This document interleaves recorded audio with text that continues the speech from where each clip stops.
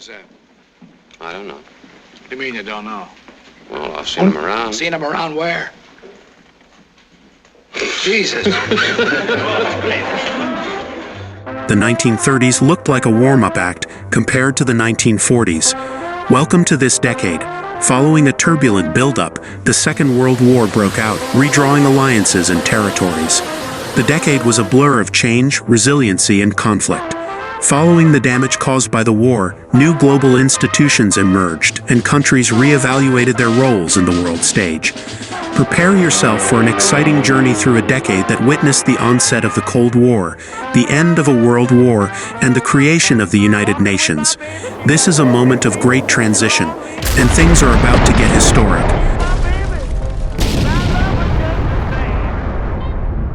The world was still adjusting to the devastation of World War II at the start of the 1940s. Think of it like the largest and most competitive chess game in the world, only with a lot more tanks and fewer soldiers. By 1940, the war was already underway, with nations aggressively trying to outmaneuver one another globally. At that time, creating a military strategy was as difficult as attempting to solve a Rubik's Cube while wearing a blindfold. These pictures were made by a fearless cameraman who thought nothing of his personal safety to make possible this record for all posterity. After the surprise attack on Pearl Harbor in 1941, the situation drastically changed.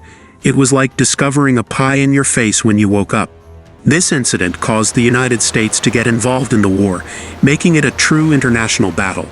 With every major power involved, the battle was now being fought not only over Europe and the Pacific but also across the Atlantic. The tide started to change by 1942. As the Allies gained momentum, battles such as Stalingrad became legendary. Slogging through severe winters and even tougher conditions, soldiers engaged in an all-out brawl that resembled a ferocious combat. This was Stalingrad. It was like the holidays when you try to find a parking spot at the mall, only with more explosions. Hans, I've just noticed something. These communists are all cowards. Have you looked at our caps recently? Have you noticed that our caps have actually got little pictures of skulls on them? I don't... Hans, are we the baddies? Lebanon determined in 1943 that it was time to break off its French mandate and launch a dramatic international first as an independent country. Imagine of Lebanon as the adolescent who has just received its driver's license. It is suddenly independent and has no parental direction, but it is still trying to learn how to drive. The signing of the National Pact, which not only signaled the end of French rule but also established the foundation for a new political order, formalized Lebanese independence. The pact was like a family agreement that everyone was excited to sign, even if they knew the road ahead might have a few potholes. Then 1944 arrived, a crucial year marked by the D-Day invasion. In what appeared to a highly orchestrated military beach party, Allied forces swept across the Normandy beaches. It was a turning point that prepared the way for the Axis nations' final defeat. It was like watching an epic action movie, only real and incredibly dramatic, with the dangerous and strategy on show. His obsession with celebrity was new. Think again. Everyone with a microphone in those days aspired to be the next Ella Fitzgerald or Frank Sinatra. Frank effortlessly won over hearts, while Ella's sultry vocals were so captivating that they could almost make your shoes tap automatically. Additionally, the 1940s demonstrated that the urge to be famous was already in full swing, long before social media made it an art form, with Billie Holiday putting her whole heart into every note. 1945 saw the end of the war, and that year was one of redemption. But before that, the war had come to a brutal and devastating end as a result of the atomic bombs launched on Hiroshima and Nagasaki. It was like the entire globe had chosen to press the ultimate reset button, but with far more terrible consequences. The goal of the United Nations founding was to prevent future hostilities while the globe tried to put itself back together. The United Nations served as a worldwide family gathering where nations came together to resolve their disputes and discuss how to prevent similar large-scale and catastrophic disagreements in the future. In 1946, and in a special referendum, 70% of Greeks voted in favor of returning King George II to power. This return resulted in the outbreak of a civil war between monarchists and communist opponents of the government. Yugoslavia's communist government supplied significant support to the insurgents, while the British helped the Greek government.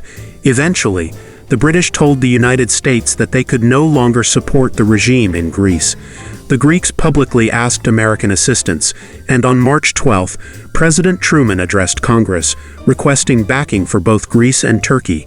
A total of $400 million was requested, and it was approved by the Senate and House of Representatives.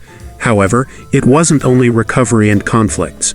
The 1940s witnessed the start of the Cold War, a new era of hostility between the US and the Soviet Union.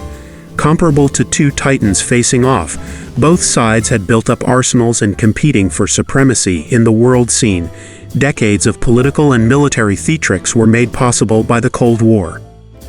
On December 17, 1947, the first Boeing B-47 flew. It was the first bomber equipped entirely with jet engines. It had a crew of 3. The B-47 featured a groundbreaking design. It was the first bomber built with swept wings. 2,040 B-47s were delivered to the Air Force. With the establishment of the State of Israel in 1948, a significant change occurred in the Middle East. The region was drastically altered by the historic Arab-Israeli War that followed. The dynamics of the high-stakes poker game changed suddenly. The war set the tone for following hostilities and alliances in the region. Following World War II, humanity came to the realization that it required a set of rules to prevent things from spiraling totally out of control. 1948 saw the publication of the Universal Declaration of Human Rights. Consider it the world's greatest effort to make sure that everyone is treated fairly, akin to an international manual of basic decency that includes advice on how to avoid being a jerk. The post-war era in the US was characterized by both cultural and economic transformations. The television began to become a common household item in the 1940s. It was a novel kind of magic box that appeared in people's living rooms and provided amusement, news, and the occasional weird commercial. It is to smoke a mild, good-tasting cigarette. They're particular about the brand they choose. In a repeated national survey, doctors in all branches of medicine, doctors in all parts of the country were asked, "What cigarette do you smoke, doctor?" As the globe began to piece itself back together after the devastation of Global War II, 1949 saw the creation of NATO, the North Atlantic Treaty Organization. Imagine a massive international high five in which nations on both sides of the Atlantic agreed to support one another in the event that anyone attempted to cause trouble. NATO was established with the pledge that in order to maintain peace, any assault on one member would be viewed as an attack on all of them. As if to add spice to the mix, the Soviet Union's first atomic bomb test the same year raised the bar for wow on the international stage. The Soviets demonstrated their own nuclear capabilities, marking the beginning of an entirely new class of power. Imagine it as the ultimate game of "Can you top this?", in which the Soviet Union and the United States were engaged in a never-ending arms race to produce the most potent and horrifying gadgets. The globe was far from peaceful even during peacetime. So, there you have it, the 1940s, a decade that packed enough drama to make a soap opera look like a documentary. With epic battles, major political shifts, and the world scrambling to pick up the pieces, it was anything but ordinary. But don't go anywhere because the 1950s are just around the corner.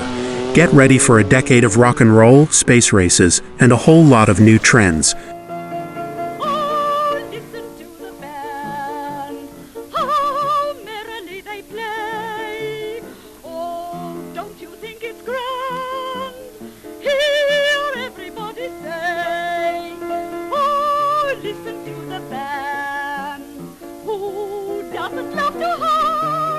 To the shout of "Here they come!" and the